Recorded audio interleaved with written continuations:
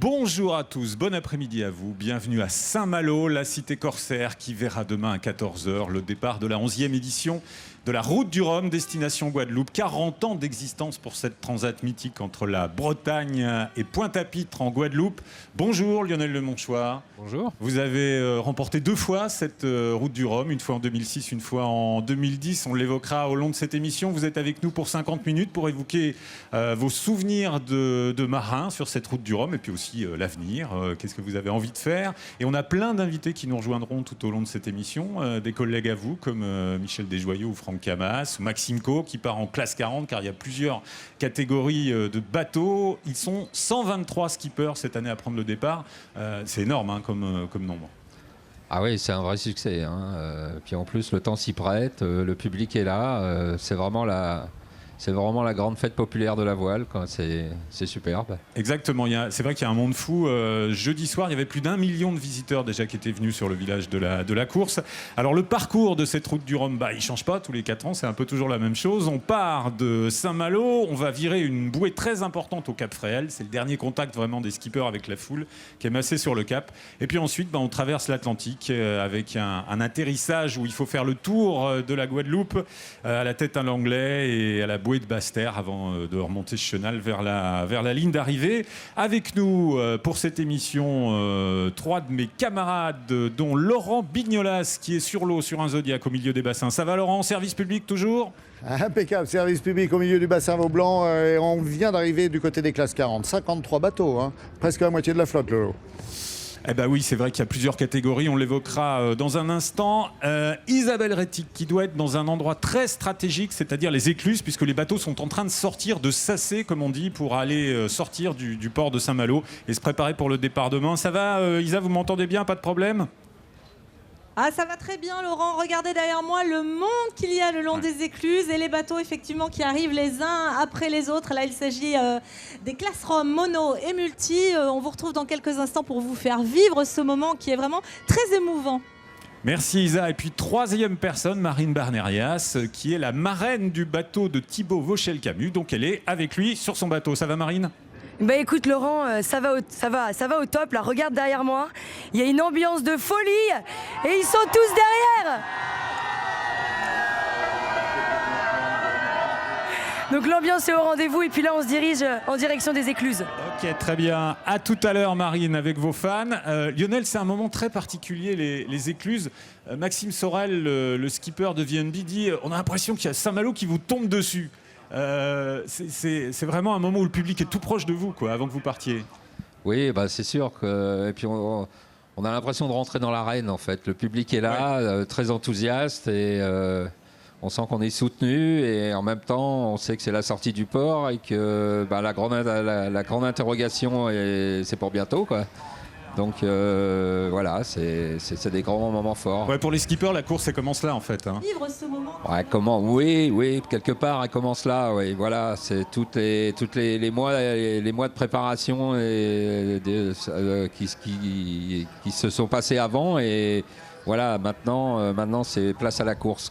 Il y a une foule considérable quand même. C'est un vrai succès cette route du Rhum. Ah ouais, c'est incroyable. Je serais bien incapable de dire combien de personnes viennent sur Saint-Malo pour voir cet événement, mais c'est très enthousiasmant. Et c'est vrai qu'il y a 6 catégories de bateaux. On le disait, il y a les gros ultimes, Gabard, Lecléache, Francis Joyon, Thomas Coville.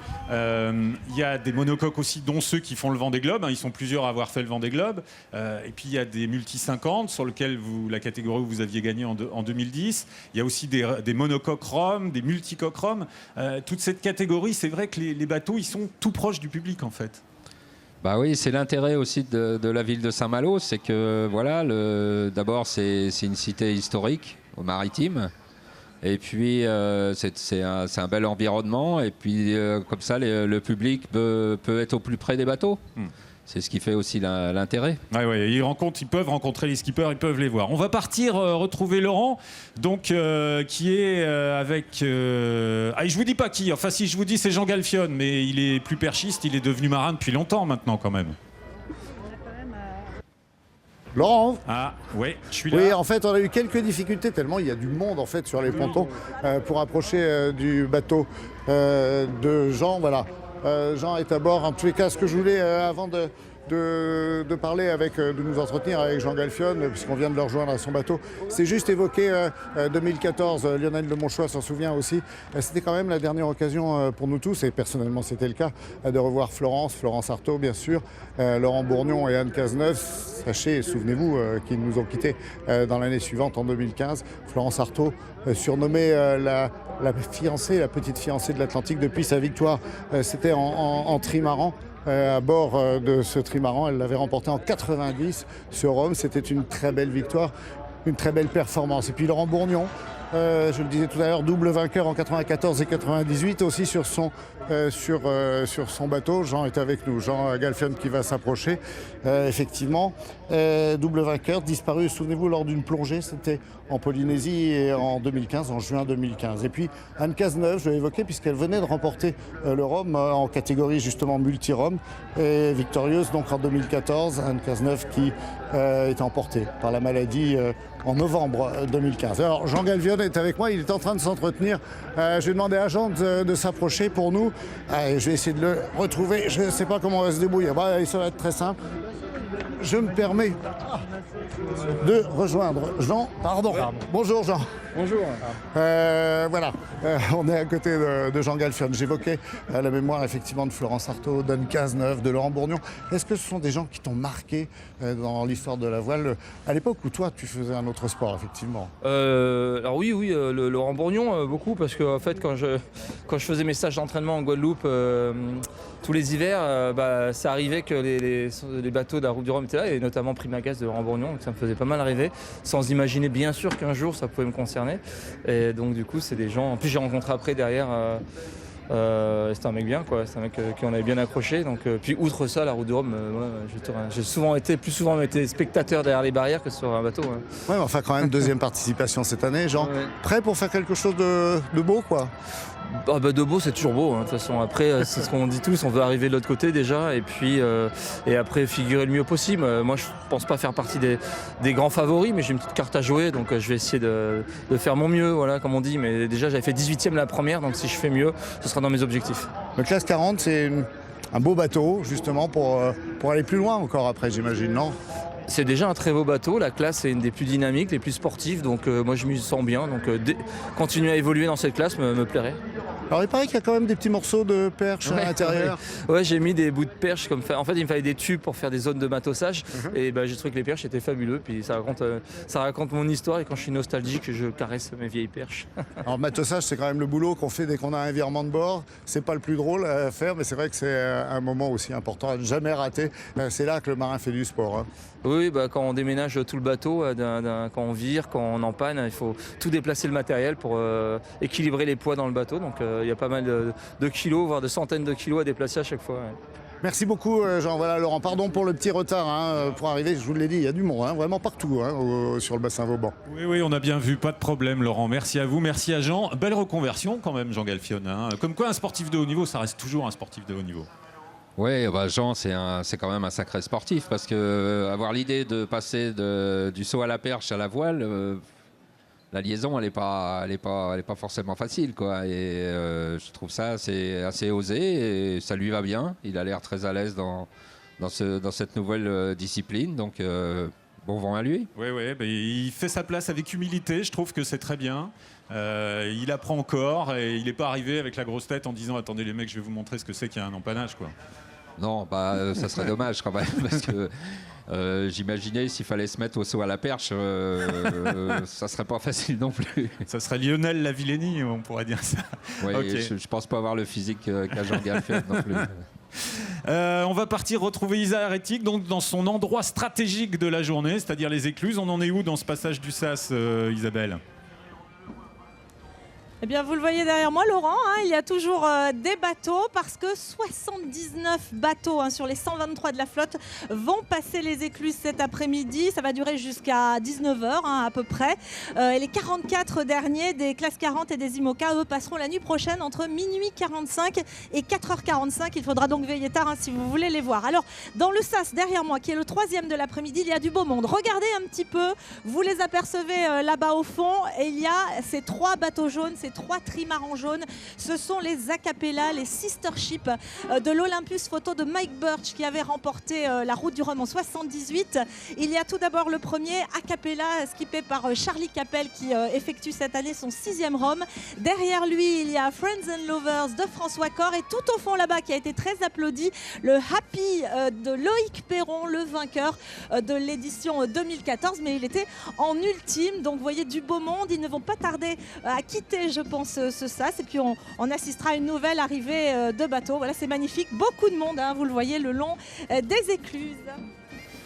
Merci beaucoup Isabelle, c'est une belle histoire, alors aussi celle de la victoire de Loïc il y a 4 ans, qui récupère Banque Populaire un peu au dernier moment, et puis qui bat votre record d'ailleurs, de 2 heures seulement, comme quoi c'était un gros record, parce qu'il aura fallu 8 ans pour le battre, et à mon avis, cette année, il aura du mal à tenir, mais c'est une belle histoire aussi, cette histoire de navigation un peu vintage que veut faire Loïc avec ce petit bateau jaune. Ah oui, moi je trouve un sacré coup de chapeau à Loïc avec le palmarès qu'il a. Je pense que c'est aujourd'hui peut-être le marin français le plus titré.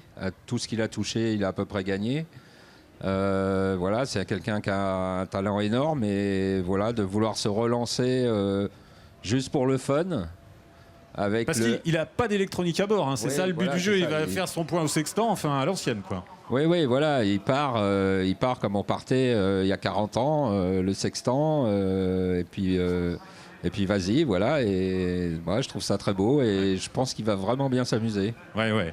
On va revenir sur vos 2 victoires, Lionel, 2006 et 2010, avec un petit peu d'images d'archives, regardez. Route du Rhum 2006, Lionel Lemonchois est au taquet. L'homme se sent fort, il avale les milles. Comment je vois la suite ça fait quelques jours que je suis en tête de la course et je vais y rester, voilà, c'est comme ça que je vois la suite.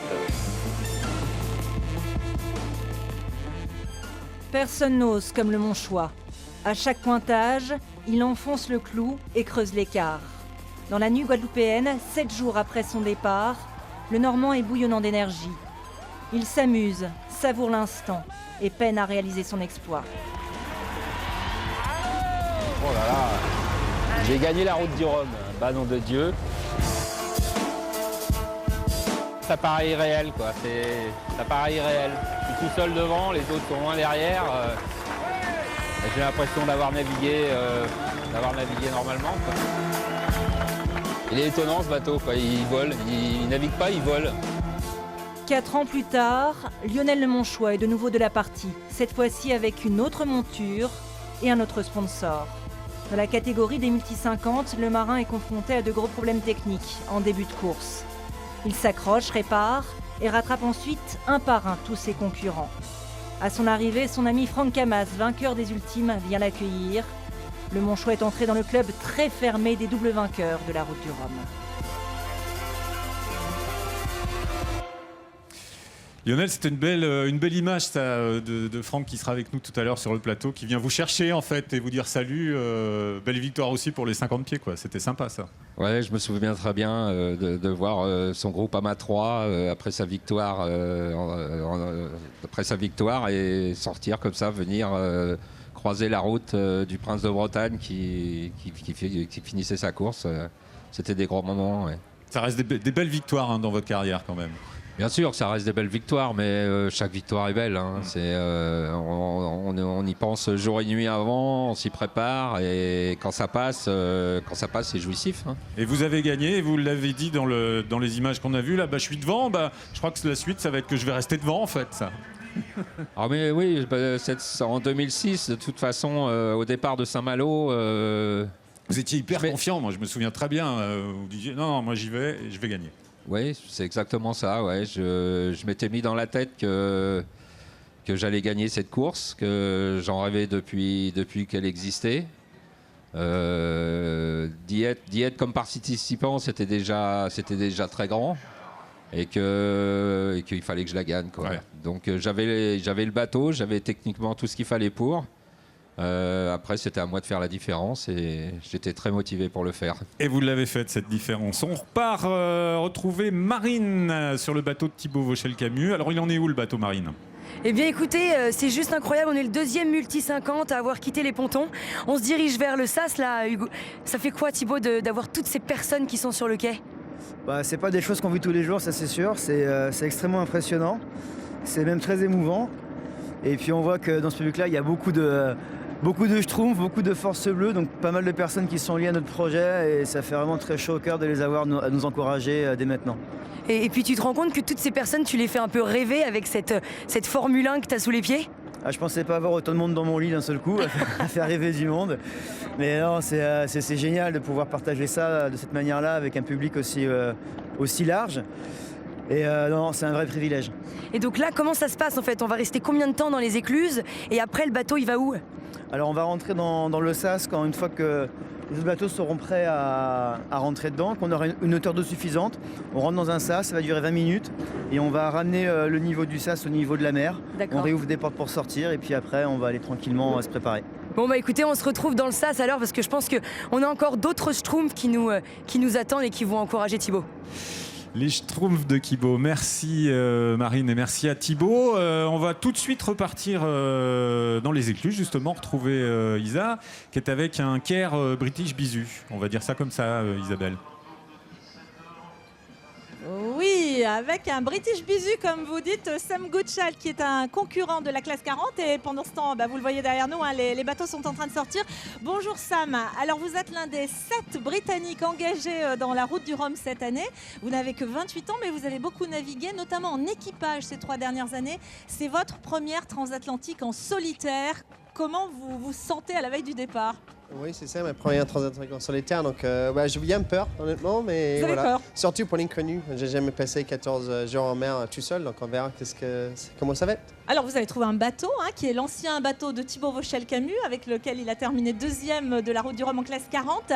Vous l'avez bien préparé, vous vous êtes beaucoup entraîné à Lorient, c'est ça notamment? Oui, c'est ça, j'habite sur Lorient maintenant, on s'entraîne là-bas et c'est un bateau qui est faible, qui a déjà fini 2e, donc c'est à moi de faire mieux. Et c'est vrai que c'était un petit peu dur aussi pour trouver des sponsors. Oui, c'était un peu long la recherche de sponsors, mais heureusement Netflix sont venus cet été et ils ont fait un bateau magnifique qui est très beau et j'espère aller aussi vite qu'il est beau. Oui, avec de belles voiles marquées Narcos Mexico, c'est un peu étonnant quand même. Oui, c'est ça, c'est pour le série Narcos Mexico, la 4e saison qui sort le 16 novembre, donc le timing est parfait et voilà. Si je vais vite, je vais la voir.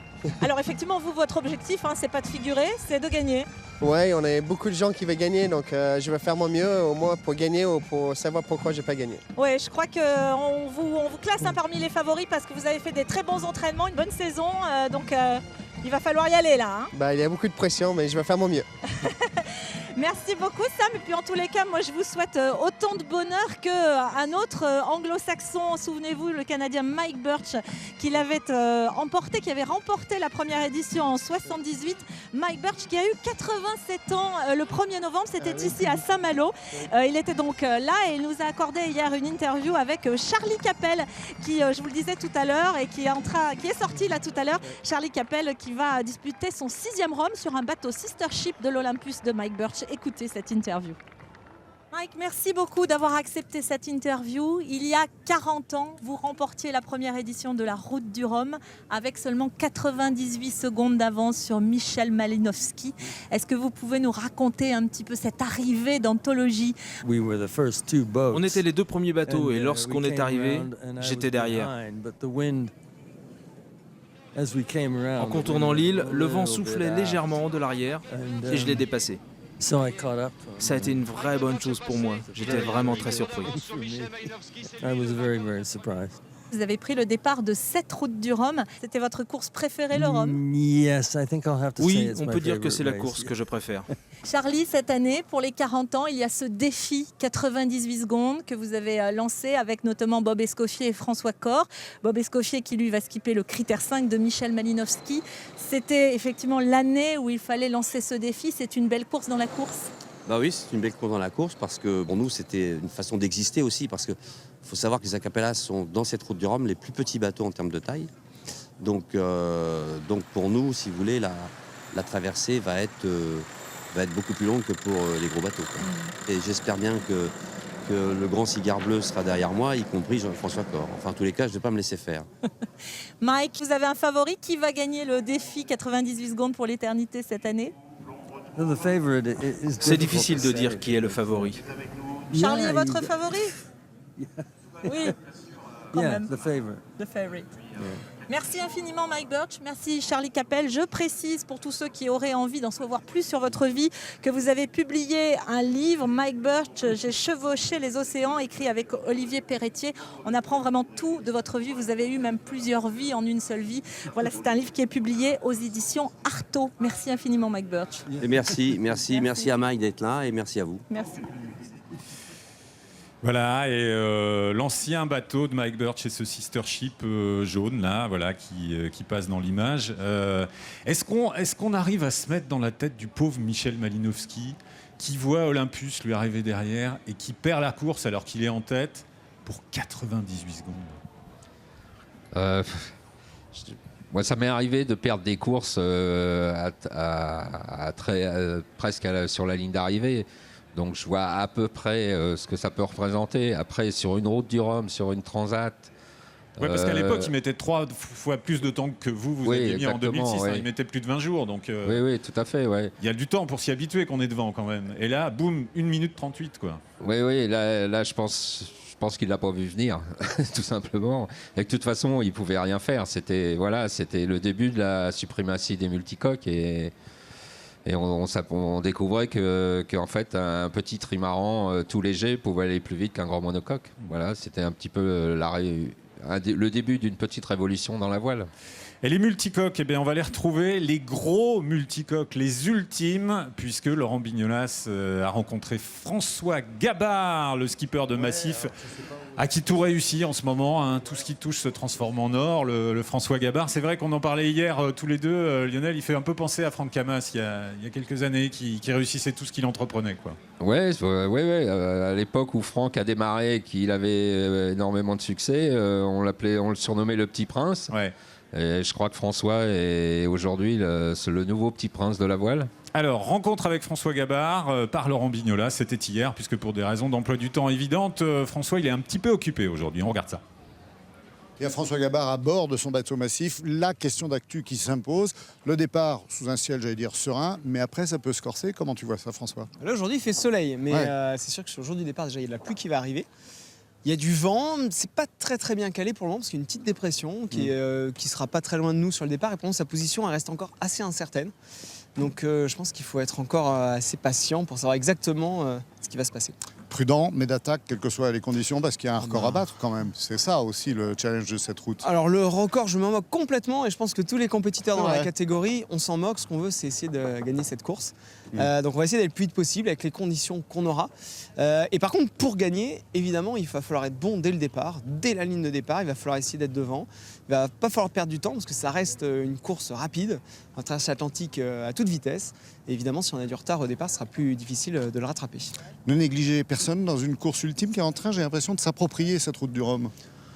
Je crois que la catégorie ultime, quelque part, quel que soit son nom, a toujours porté la route du Rhum. C'est une course qui a toujours été ouverte.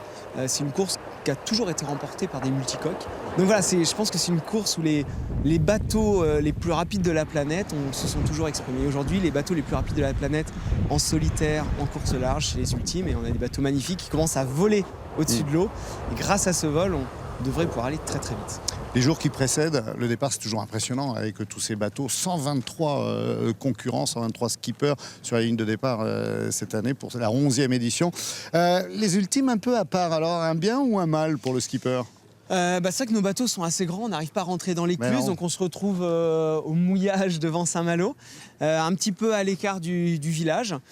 Pour nous, c'est vrai que pour permettre de se préparer, de se concentrer, c'est pas plus mal. Puis bon, il y a quand même le public, là on le voit sur le quai derrière, le public veut venir voir nos bateaux, donc ils font le petit détour et ils viennent s'en mettre un peu plein les yeux en face du trimaran Massif. Ça fait plaisir aussi pour eux, effectivement, de voir des skippers accessibles et souriants comme François. On essaye de partager. C'est vrai que c'est la difficulté de ces préparations de course, c'est de partager un maximum avec le public, avec nos sponsors, nos partenaires, les médias, et en même temps se concentrer, parce que l'exercice qui nous attend dans quelques jours, c'est loin d'être évident, donc qui nécessite de la concentration. Prenez tous du plaisir, en tout cas, sur cette route. Merci sur beaucoup. cette route. Merci. Bah oui, c'est ça qui est important quand on navigue, de prendre du plaisir et de s'éclater sur l'eau. Donc entretien entre Laurent Bignolas et François Gabard réalisé hier. Bonjour Maxime Co. Alors Bonjour. vous êtes aux antipodes de ces ultimes qui doivent valoir, je sais plus, c'est quoi, c'est 12 millions, 14 millions d'euros, des gros bateaux comme ça. Et un classe 40, c'est 200 000 on va dire à peu près. Oui, à peu près, oui. Ouais, donc on est aux antipodes de ça. Vous êtes dans la flotte des classes 40 avec votre bateau Azeo. Il se trouve que c'est l'entreprise où vous travaillez. Donc déjà pour la recherche de sponsors, c'est plus simple. Mais c'est quand même pas évident quand on est amateur de prendre le départ de la Route du Rhum. Oui, moi je suis un complet amateur, c'est ma première participation, ça sera même ma première course transatlantique. Et effectivement, ça faisait quelques années que je voulais monter un projet et qu'on se lance dans la recherche de sponsors et on se rend compte que c'est très très compliqué, d'autant plus qu'on n'est pas connu ni rien que quoi que ce soit. Et en fait, la rencontre avec mon employeur, ça a été une belle rencontre parce qu'ils ont tout de suite adhéré, ils m'ont fait confiance et puis ils ont vu leur intérêt dans un projet fédérateur qui ramène tous les collaborateurs d'une entreprise autour d'un projet vraiment fédérateur et fondateur. Et donc c'est parti comme ça et maintenant le projet d'entreprise se termine ce soir et le projet perso commence demain. Alors vous êtes l'un des 3 héros d'une web série qui est diffusée, qu'on peut retrouver sur le site internet de France 3, qui s'appelle La Parenthèse Atlantique, avec Morgane Urso-Pupon qui court aussi en classe 40, et puis avec Jean-Luc Bizien-Jaglin qui lui est en Rhum mono. On va regarder un extrait de cette web série qui est réalisée par Adélaïde Castier et Gaël Villeneuve au montage.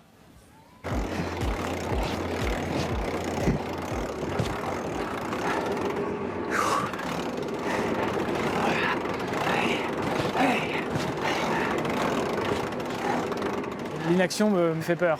C'est-à-dire que quand je navigue pas, j'ai l'impression de plus savoir naviguer. Et là, c'est un peu le cercle vicieux parce que vu que t'es pas à l'aise, t'es pas décontracté. Et vu que t'es pas décontracté, tes mouvements sur le bateau, ils sont pas fluides. Donc là, l'objectif d'aujourd'hui, c'est pas tellement la vitesse, c'est pas forcément les manœuvres, etc. C'est vraiment juste de retrouver un peu des automatismes, de se ressentir à l'aise. Je suis hyper content de cette sortie. Elle a vraiment plutôt servi à me rassurer.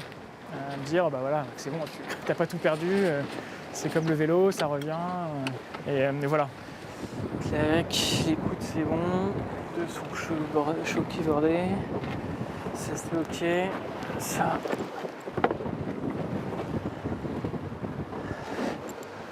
Ok. Voilà donc l'extrait de cette web série La Parenthèse Atlantique que vous pouvez retrouver sur le site internet de France 3. Et tant qu'on est sur internet, je vous signale que vous pouvez voir le passage des écluses en 360 degrés aussi sur notre site internet. Vous êtes prêt, Maxime ? Le bateau est prêt. Ouais. Et le bonhomme ? Le bonhomme, il est surtout très très heureux. Après, est-ce qu'il est prêt ? Je ne sais pas trop. En tout cas, il faut y aller. Donc, on parlera de météo tout à l'heure, mais ce qui vous attend mardi, c'est pas très sympa. Lionel, allez, double vainqueur de la Route du Rhum, un petit conseil quand même à Maxime ? Bon, un petit conseil tout simple, c'est d'y prendre du plaisir. Voilà. Parce qu'avant tout, c'est des sports de passion. Donc, je pense que si Maxime est là, c'est parce que d'abord, il aime ça. Voilà, et puis il rêve. Et voilà, moi, la voile, ça m'a fait rêver. La mer, ça me fait toujours rêver. Donc voilà, qu'il y prenne du plaisir. Eh ben, bon courage à vous, Maxime. Merci d'être passé nous voir. On va retrouver tout de suite Marine avec Thibaut Vauchel-Camus. Est-ce que Solidaire en peloton se rapproche des écluses ? Eh bien écoute Laurent, là on est en train de tourner, on va pas rentrer dans l'écluse tout de suite je crois, on a encore 20 minutes sur le plan d'eau. Ça fait quoi de tourner comme ça sur le plan d'eau Thibaut ? C'est comme si on faisait des tours d'honneur dans un stade, on profite, c'est l'occasion d'échanger un petit peu, de faire une petite transition entre cette effervescence qu'il y a, l'émulation, le coup d'émotion qu'on a en quittant le quai. Et puis on sait qu'on va reprendre une grosse dose d'encouragement, de bruit. Donc c'est bien, on temporise un petit peu et puis on en profite parce que dans une vie c'est rare ces moments-là, il faut en profiter. Mais en fait Thibaut, c'est 4 ans de préparation avec une équipe que tu as construite, une équipe que tu as fédérée. Et quelles sont ses valeurs, quelles sont les couleurs de Solidaire en peloton ? Ça défend quelle cause ?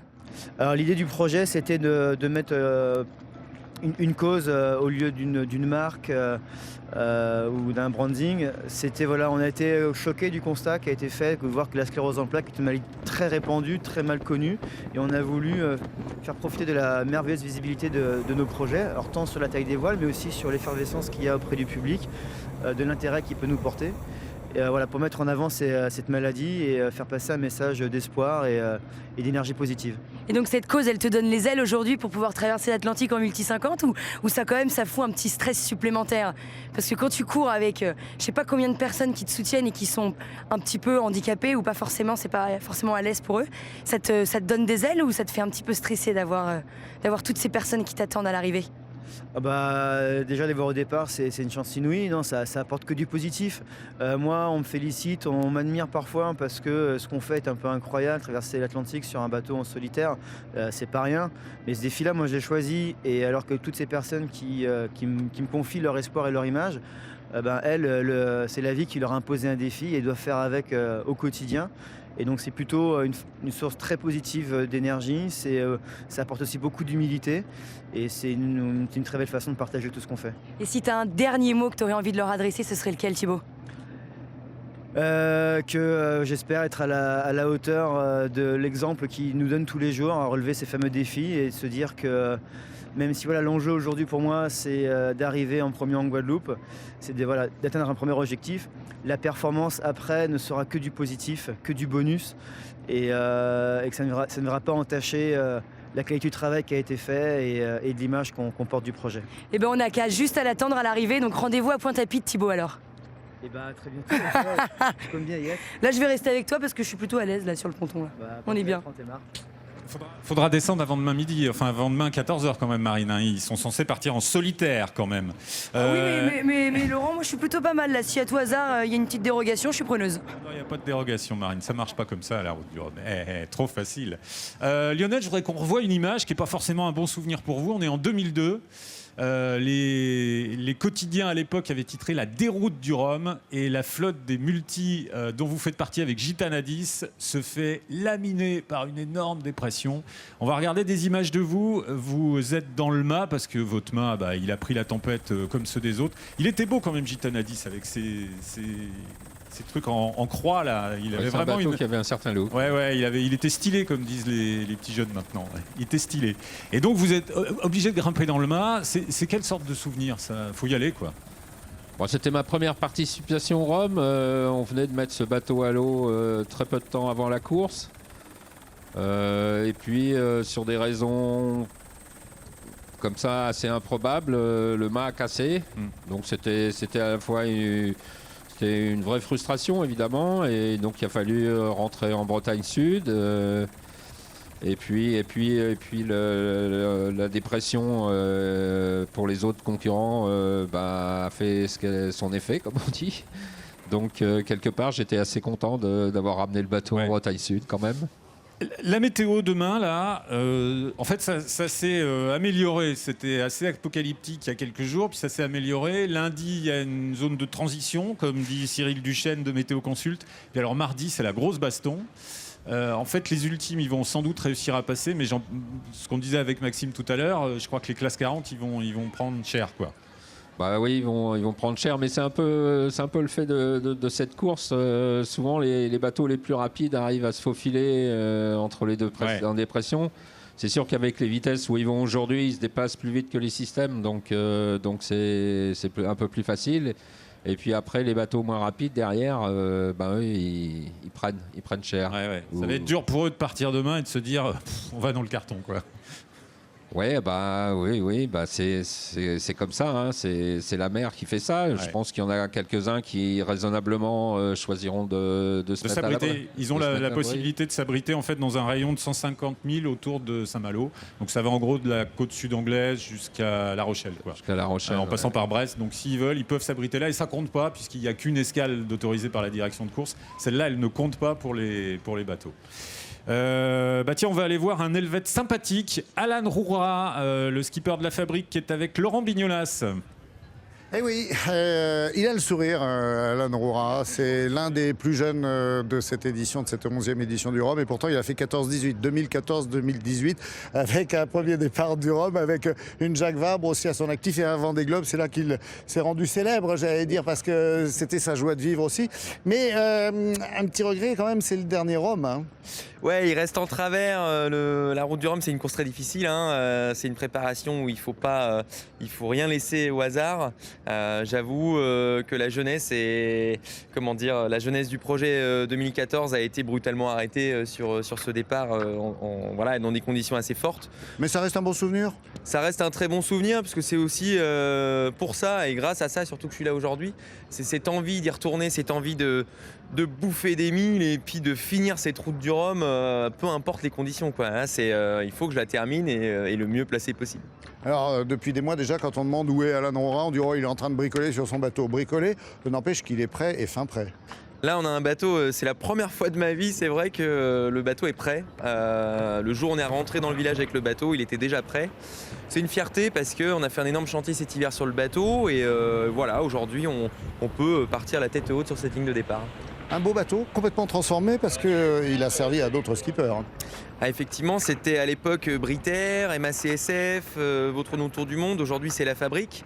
C'est un bateau de génération 2007. Avec ses foils? Avec ses foils. Donc là, on l'a modifié cet hiver, on l'a allégé, on lui a mis des foils, changé les voiles. Voilà, on est sur un bateau aujourd'hui qui est compétitif. Confiant malgré les incertitudes météo? Ouais, confiant, faut le dire vite, j'ai confiance en mon bateau, j'ai confiance en mon sens marin. Maintenant, c'est la mer, c'est imprévisible, donc voilà, je touche du bois. Ouais, confiance, c'est la bonne. Voilà, c'est ça aussi, le Rhum, juste à la veille du départ. C'est un grand sourire parfois, c'est cette jeune génération, qu'on félicite bien sûr.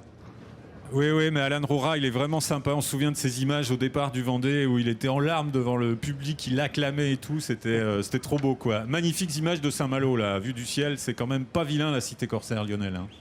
Oui, je voulais juste dire un petit mot sur Alan. Il avait préparé, je lui avais prêté un petit bout du hangar à Lorient pour qu'il puisse préparer son premier Vendée Globe. Et voilà, j'ai découvert un jeune très enthousiaste, toujours souriant, très péchou, envie d'en découdre. Voilà, c'est Alan Rora. Ouais, mais vous aimez bien bricoler vos bateaux aussi. Je me souviens de vous, il y a 30 ans, dans votre garage, en train de bricoler un bateau pour la Mini Transat. Il y avait de la poussière partout parce que vous étiez en train de poncer. Enfin, ça vous plaît bien aussi, ça? Oui, j'ai presque préparé ma carrière en étant préparateur, préparateur de bateau, et puis après équipier, et puis voilà, les choses s'enchaînent. Ouais. Belle carrière en tout cas jusqu'à maintenant. On va retrouver un très beau bateau dans la catégorie des Rhum Mono. C'est une superbe goélette, celle d'Éric Bellion, skipper de Comme un seul homme. Et il navigue avec des valeurs humaines, des valeurs d'humanité qui sont très marquées.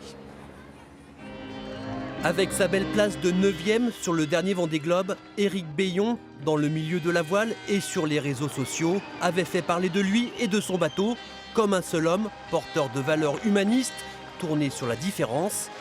Aujourd'hui, le marin a troqué son voilier de compétition pour une goélette classique de 18 mètres. Ce sera le bateau atypique au départ de la route du Rhum. C'est un formidable moment populaire. Donc pour nous, pour passer notre cause, pour la raconter, c'est idéal. Donc c'est sûr que c'est le lancement de toute l'aventure à venir. On le fait au Rhum. Et c'est vrai que les 40 ans de la route du Rhum, c'est vraiment le moment parfait pour ça. Profiter de la course mythique et de sa médiatisation pour faire parler de son nouveau projet. Parcourir la planète à la rencontre des populations et réaliser une série de films porteurs d'un message, tous différents, mais tous ensemble. Chaque année, on va faire une mission dans une partie différente du monde et on va aller sur les traces des grands découvreurs. Et on va raconter une histoire, on va mettre en perspective l'histoire des grands découvreurs, de Christophe Colomb, des Vikings, des Basques, des Cooks, etc. Et on va raconter avec la perspective d'aujourd'hui. Et notre plus gros challenge aujourd'hui, c'est de découvrir l'autre. C'est la relation à l'autre, la relation à soi. C'est ça le gros challenge qu'on a, nous, en tant qu'humanité, je pense. Avec ce bateau, le skipper ne vise pas le podium. Un pas de côté avec l'esprit de compétition des autres concurrents. Cela n'enlève rien à l'envie de se confronter à soi-même et à l'océan. Moi, je suis un bagarreur sur l'eau. Je veux tirer le maximum de ce bateau-là et je peux vous dire qu'on va faire la course à fond. On a acheté de nouvelles voiles. Le bateau va être à bloc et on va faire la course à bloc. Déterminé pour une route du Rhum qui sonne comme un nouveau challenge, première étape d'un long voyage qui ne fait que commencer.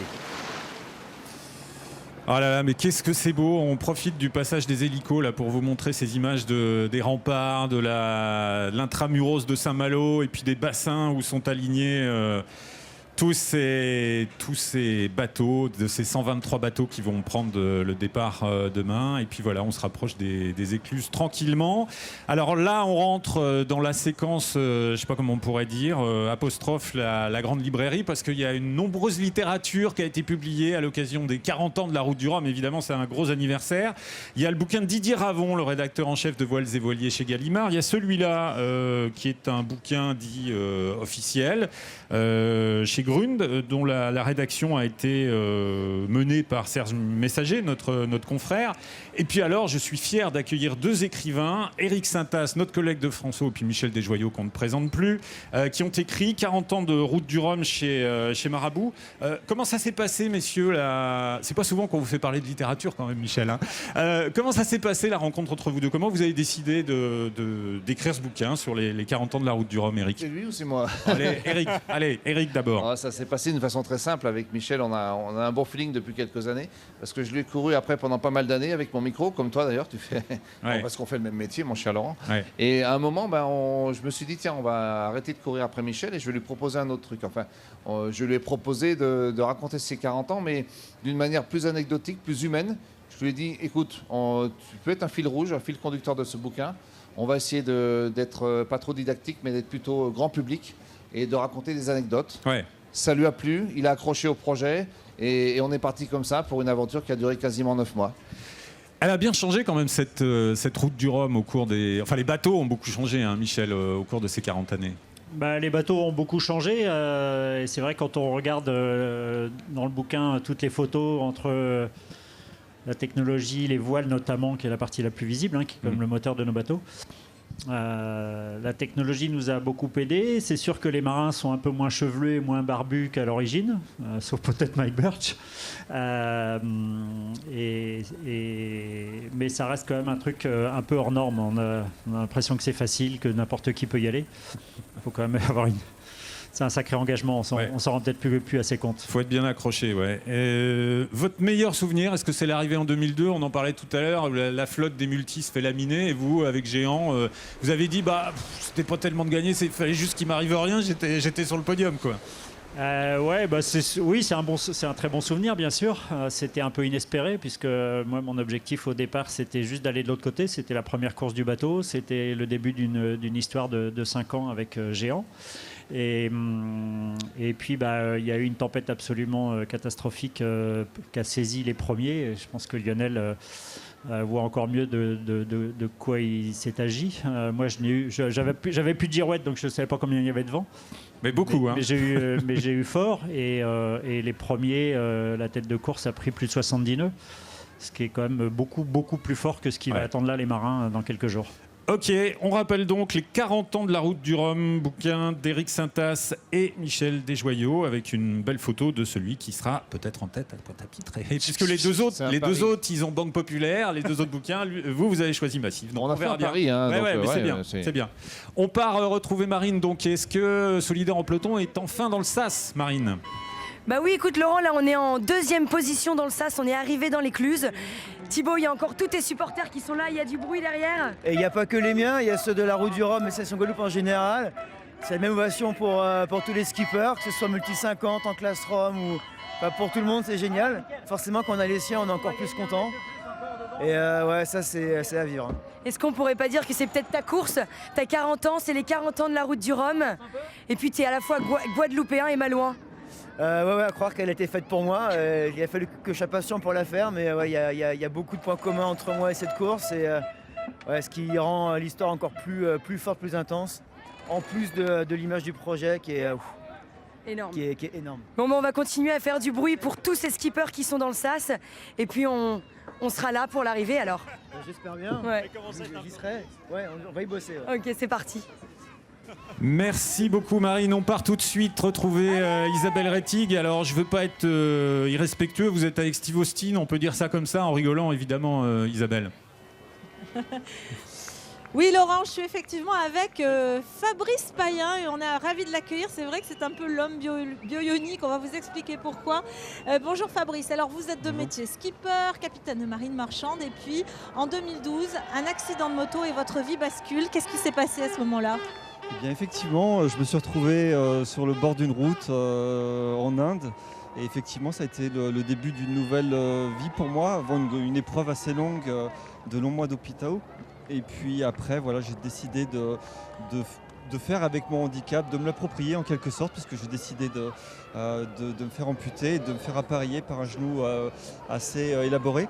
Ouais. Et voilà, pour repartir à nouveau dans la vie professionnelle et aussi dans la vie tout court. Et sur l'eau, puisque vous êtes effectivement le premier skipper doté d'une prothèse de jambe à participer à une telle course. Et paradoxalement, peut-être que sans ce handicap, vous n'auriez jamais fait le Rhum, alors que vous en rêviez. Et effectivement, j'en rêvais. Moi, je suis de Saint-Malo, donc je rêve de cette course depuis que je suis tout petit.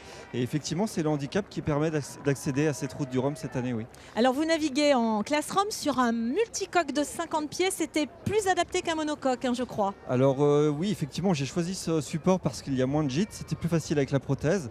C'est un bateau qui va vite avec peu de toile et je dirais que le curseur pour moi était plus intéressant au niveau de la sécurité pour naviguer plus sereinement. C'est un bateau qui a déjà fait le Rhum à plusieurs reprises avec Éric Nigon notamment. Oui, effectivement, à 4 reprises et auparavant avec Victorien et Russard, le Malouin également. Alors l'objectif, c'est peut-être pas pour vous d'arriver premier, mais déjà d'arriver et surtout de faire parler du handicap. Oui, complètement. Le but, c'est effectivement d'être en Guadeloupe, de faire un petit peu le dos rond face au mauvais temps qui nous arrive et puis de effectivement bien relayer le message sur les différences et sur le handicap en particulier. Merci beaucoup Fabrice Payan, on vous souhaite bon vent avec votre team Vent debout, justement ça tombe bien. Et puis bien vous découvrez dans l'écluse derrière nous, vous allez le voir je pense grâce aux images d'Aurore, et bien les multi 50 avec Erwan Leroux, avec Thibaut Vauchel-Camus, Gilles Lamiré, du très beau spectacle tout de suite et beaucoup de monde pour applaudir ces bateaux. Merci beaucoup Fabrice Payan. Ouais, belle image vue d'hélico, donc ce SAS avec ses multi 50. Bonjour Franck Kamal, je vous dérange pas les garçons, ça va? Bonjour. Là je suis quand même super impressionné parce que j'ai un sacré nombre de victoires sur la route du Rhum autour de moi, entre Franck, Michel et Lionel. Il y a un monde fou, c'est incroyable. Ouais, c'est toujours sympa, c'est pour ça qu'on revient même si on part pas. Donc un engouement de plus en plus important. Alors, vous, j'aimerais bien qu'on parle de deux souvenirs. Peut-être vous avez gagné en 2010, mais avant cela, en 2002, il vous arrive un chavirage. Je ne suis pas allé très loin en 2002. Ouais, vous n'êtes pas allé très loin, puis alors en plus vous chavirez, et en plus il y a Jean Le Cam qui vous percute, comme si ça ne suffisait pas, de nuit avec son bateau. Ouais, c'est ça. Chavirer, forcément, on n'a plus de mât et on n'est pas très haut sur l'eau. J'avais mis une petite loupiote au bout de la dérive quand même. Mais lui, qui était un peu derrière moi à ce moment-là, en fait, je suis exactement sur sa route et il s'arrête sur mon bateau, je sors et puis je le vois quelques mètres de moi sur son étrave, en train de me demander ce que je foutais là. Ouais. Donc, vu l'état de mon bateau, excuse-moi, j'ai juste chaviré. Il a vite compris pourquoi j'étais là. Et puis il est reparti en marche arrière, tant bien que mal. Et puis il a dû s'arrêter malheureusement pour lui. Parce qu'il y a eu un peu de dégâts à l'avant de son bateau. Alors 2010, tout le monde vous dit que vous êtes complètement fou de partir sur un aussi gros bateau. Surtout Lionel, parce qu'il venait de faire un tour du monde avec moi. Ouais. Et donc ils étaient une dizaine à manœuvrer pendant que je les regardais, quand j'étais à la barre. Ouais, non, c'est pas tout à fait ça quand même. Ouais. Ah, c'est pas ça? Si, tu participais. Il n'y a peut-être pas que le chef quand même. Et puis vous gagnez quand même au bout. C'était un peu un pari de traverser. Avec le vélo, on se rappelle très bien de votre vélo. Là. On a quand même, on avait mis un main un peu plus petit, etc. On a allégé le bateau, mais finalement ça a été une bonne formule. Et depuis 2010, les nouveaux bateaux pour les solitaires, c'est la taille de Groupama 3, mon bateau 2010. Et votre bateau qui a gagné en 2010, c'est Francis Joyon qui repart avec cette année. Exactement, et puis il y a 4 ans, il a été vainqueur aussi le bateau avec Loïc Perron. Donc peut-être jamais 203, mais ça reste un super bateau et encore le plus rapide autour du monde, en fait. On va retrouver Laurent tout de suite avec monsieur le directeur, Jacques Carès, le directeur de la route du Rhum, directeur de course. Oui, ancien navigateur, ancien compétiteur aussi, Jacques Carès, il ne faut pas l'oublier. Alors après, effectivement, toutes ces évocations avec vous, Laurent, et vos invités, et tous ces marins qu'on connaît, on va se tourner vers l'avenir. L'avenir, c'est dans 22 heures, avec un départ à 14 heures. Beaucoup d'inédits cette année. Oui, beaucoup d'inédits. C'est 6 catégories, donc des bateaux très disparates aussi. Donc il faut faire aussi attention aux plus lents, parce que le système n'est pas toujours simple en météorologie. On a un départ relativement clément puisqu'on part sur du sud à Suette, donc un vent de terre qui ne va pas former beaucoup de mer pour le départ et un bord qui va permettre au bateau d'aller directement sur Cap Fréhel. Ouais, mais il y a d'autres informations qui viennent de tomber côté météo et c'est pas aussi serein que ça pour lundi soir. Non, c'est certain qu'ensuite pour mardi, milieu de journée, c'est plus compliqué puisqu'on a un gros système dépressionnaire très actif qui va arriver sur la flotte. Les premiers, les plus rapides, ont une possibilité de passer relativement sereinement. Cela dit, c'est quand même de la mer et du vent. Par contre, c'est plus soucieux pour les petites classes et entre autres pour les multiroms et les monoroms. Donc tu comprends, Jacques, que certains concurrents soient un peu inquiets et fassent un peu pression, quoi. Oui, c'est sûr, hein, c'est une période de l'année où les dépressions sont relativement fortes. On sait que celle-ci, on la voit venir depuis un bon moment, donc il faut être quand même bien aux aguets. C'est vrai qu'aujourd'hui, tout le monde part. Il y a déjà des bateaux qui ont pris l'option de se protéger en ralliant des ports secondaires en Bretagne Sud. Je pense que c'est une très bonne chose. Il y a des bateaux qui ne sont pas très rapides, donc c'est une très bonne chose aussi de se protéger. Ce n'est pas un acte de mauvais marin. Merci beaucoup, Jacques. Bah oui, un bon compétiteur, c'est celui qui sait accélérer quand il faut, mais qui sait aussi freiner. C'est Loïc Perron qui disait ça ce matin, je crois. Bah oui, c'est pas mal comme référence, Loïc Perron. Est-ce que vous repartiriez en ultime, tous les trois? Tous les trois ensemble? Bah non. Pourquoi pas? Bah non. Non, mais ça vous tente pas d'y retourner quand même? Lionel d'abord, peut-être. En ultime, peut-être pas. Je pense que. En multi 50, ça vous plairait plus? En multi 50, oui, je serais encore capable d'y retourner, ouais. Je pense. Ouais. Ça me paraît plus abordable. Michel? Il y a 20 ans, je pense, oui, j'aurais aimé. J'ai adoré la classe Orma. C'était les multi 60 pieds, hein, aussi longs que ceux du Vendée Globe. On était ensemble sur la route du Rhum 2002 et 2006 aussi, d'ailleurs. Mais aujourd'hui, non, c'est un peu trop physique pour moi. Ouais. Et vous, Franck? Ouais, carrément. J'attends qu'il y ait quelqu'un qui se blesse et puis je monte demain. En fait, c'est pour ça qu'il est ici à Saint-Malo. Il a son ciré dans sa voiture. Un coup à la Harmel il y a 4 ans qui laisse la place à Loïc. Mon petit doigt me dit que vous avez acheté des Figaro 3, la 3e génération des Figaro, et que vous seriez bien au départ de la solitaire l'an prochain, tous les deux. C'est info ou intox? Il y a une partie info, une partie on ne sait pas. Mais ouais, je pense qu'on aura un bateau et on va naviguer un petit peu. Mais moi, je n'ai pas encore prévu de faire la solitaire. Bon, et vous? Info et sponsor wanted, puisqu'on est là, on va en profiter. Bon, le message est passé. Vous savez, ce qui me ferait plaisir, c'est que vous veniez derrière moi. On va se faire un petit selfie quand même. C'est pas mal. Chercher l'intrus, ça sera moi. Lionel, chercher l'intrus. Ouais, c'est moi l'intrus. Donc, il faut qu'il s'allume. Voilà. Attends, hop. Toc. Voilà. Tiens. J'ai un grand bras et une grande gun aussi. Ouais, il paraît. Voilà. Oh, c'est magnifique. C'est magnifique. Et voilà. Et une petite ombre sur la tête de Monsieur le Monchois. Ouais. Voilà, très beau. Nickel. Allez, super. Merci quand même. Un selfie fait par Michel Desjoyaux. C'est pas beau ça? Rasseyez-vous les garçons. On mettra le selfie sur le site de Littoral. Comme ça, tout le monde pourra le voir. Voilà. Écoutez, on souhaite à tous ces marins, ces 123 marins, de faire une belle course. Qu'est-ce qu'on peut leur dire de plus, hein? C'est vrai qu'ils vont un peu dans la mauvaise météo des mardis, mais bon, ils partent, et puis après, faut aller de l'autre côté. On va leur souhaiter que ça se passe bien, et puis que les nombreux spectateurs sur l'eau et sur terre profitent d'un spectacle qui va être génial. Notamment à Fréhel, hein. C'est toujours une belle... Parce que la zone à Fréhel, ça va être compliqué avec les bateaux passagers. Là, il y a 10 000 personnes qui vont être sur l'eau entre les gros bateaux passagers et puis les plaisanciers. Ça va être compliqué, mais c'est toujours un spectacle super, Fréhel. Pour vous, sur l'eau, c'est beau aussi? Ouais, Parce qu'il y a la falaise pleine de monde, là. C'est un moment très fort, hein, ce départ avec tous les bateaux qui nous suivent, avec des amis, et puis quelques minutes après Fréhel, on est tout seul avec nos concurrents autour. Ouais, c'est ça, ouais. Merci Franck, merci Michel, merci beaucoup Lionel d'être resté pendant toute cette émission. Et puis on vous suivra tous les trois dans vos aventures futures. Voilà. Merci à tous ceux qui nous ont regardés en Bretagne, en Normandie, dans les Pays de la Loire. Le départ de la route du Rhum de la 11e, c'est demain 14h sur France 3, bien sûr, avec Laurent Bignolas. Salut à tous, merci.